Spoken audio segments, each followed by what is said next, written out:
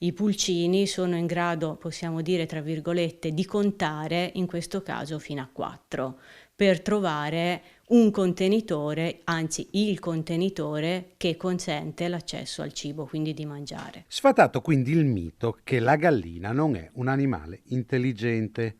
Non tutti i pulcini però sono intelligenti nella stessa maniera. Lo studio del Dipartimento di Psicologia Generale dell'Università di Padova su 2 tipi di pulcini domestici, l'Ibro e il Ross, selezionati per l'allevamento, ha rilevato che quelli che crescono più velocemente sono meno intelligenti. I pulcini che crescono più rapidamente hanno delle prestazioni inferiori in questo compito numerico, a dimostrazione del fatto che alcune modifiche che vengono fatte a semplici scopi fisici, cioè come andare a massimizzare l'accrescimento della massa corporea, possano avere delle ripercussioni anche a livello cognitivo. Lo studio è stato realizzato dal Dipartimento di Psicologia, dalla dottoressa Rugani e dalla professoressa Lucia Regolin, insieme alla biologa Beatrice Scarsi, con il supporto per la realizzazione dei video